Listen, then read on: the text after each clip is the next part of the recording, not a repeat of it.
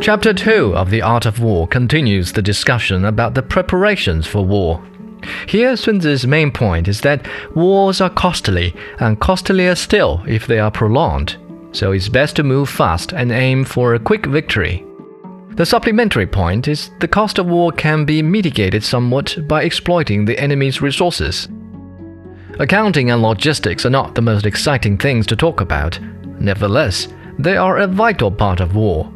A Western proverb dating back to as early as the 13th century underlines the role of supplies. For want of a nail, the shoe was lost. For want of a shoe, the horse was lost. For want of a horse, the rider was lost. For want of a rider, the message was lost.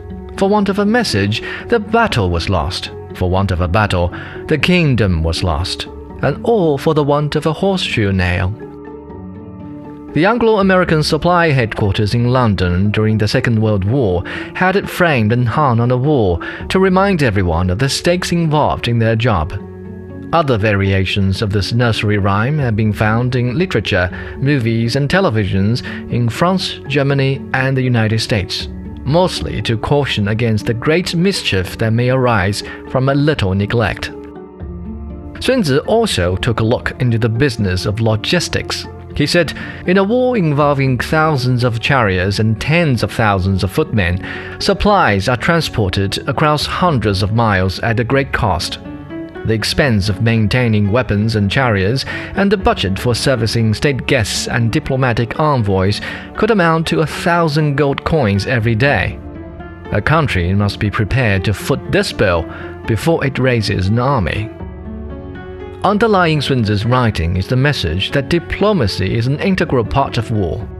If the tremendous cost of war can be avoided or reduced by sending an eloquent diplomat to the enemy's court to argue a strong case, then that diplomat is just as powerful as an army of men. Now back to logistics. Sun Tzu arrived at a different conclusion than the quartermasters of the Allied forces. When war was unavoidable, he preferred to finish it sooner rather than later. A protracted war dampens the soldiers' morale, depletes national resources, and invites attack from other states. So it's better to move fast and not rely on spectacular tactics rather than taking the time to deploy a sophisticated operation. Sun Tzu also examined the social and economic cost of war and the law of supply and demand. He said, in the proximity of an army, the demand for food increases and commodity prices go up. As a result, the common folk are impoverished in times of war. Remember our earlier reflection on social governance that comes from the Tao, or the Way? The first question that a commander should ask himself in the assessment: if the people are not happy about their king's decisions, they won't be willing to die for him in battle. Fighting a protracted war that deprives people of their livelihood is a surefire way to make them turn their backs on their monarch. In fact, generations of Chinese historians would tell you that quite a few dynasties fell precisely because their emperors sent their troops on extended crusades. Therefore, generations of wise administrators of China have tried to avoid wars whenever they could. The ancient strategy of aiming for quick victories burst onto the scene in the early stages of World War II, when German forces adopted what Time magazine later referred to as the Blitzkrieg, or Lightning War, which called for a dense concentration of armored and motorized infantry to penetrate and splinter the enemy's defenses. That was how the Germans managed to overrun Poland, Belgium, the Netherlands, and France in just 2 years. But Blitzkrieg is not without its setbacks. It's vulnerable against an enemy that's strong enough to survive the initial surprise attack. An enemy so expansive that it can't afford to trade territory for time to regroup. As was the case with Germany's invasion of Russia. In the Battle of Moscow in 1941 and the Battle of Stalingrad the following year, the Red Army successfully regrouped despite a tremendous loss of lives and territory. The Lightning War turned into a lengthy bloodbath.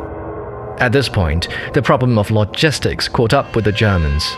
Without fuel and ammunition, their tanks and bombers sat idle, waiting for supplies to arrive. And guess what? Defending the long supply lines also ate up fuel and ammunition.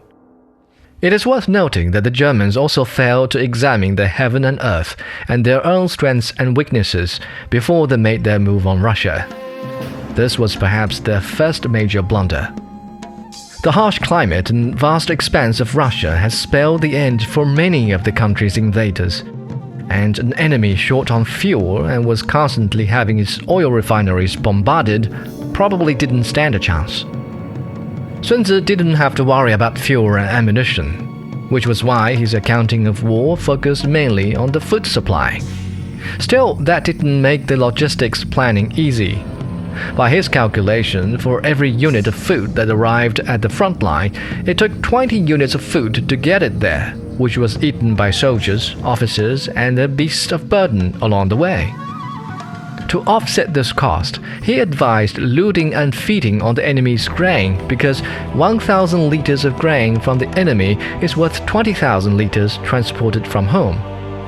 On some occasions, feeding on the enemy crops might be enough to save the day, but just as you can't win a war only by cheating, a general can't rely solely on stolen food to feed his army, because the enemy can always practice a scorched earth policy and destroy anything of value that could be left behind for their opponent. And that's pretty much it for the second chapter of Sun Tzu's strategy book, focused on the accounting of war. The main thrust of his idea was to fight for a quick victory and avoid protracted wars to reduce the tremendous cost that war brings. And, while you are crossing enemy territory, take the opportunity to steal the resources they've left behind, but don't rely too heavily on them. In the next episode, we'll look at Sun Tzu's main types of battle strategy.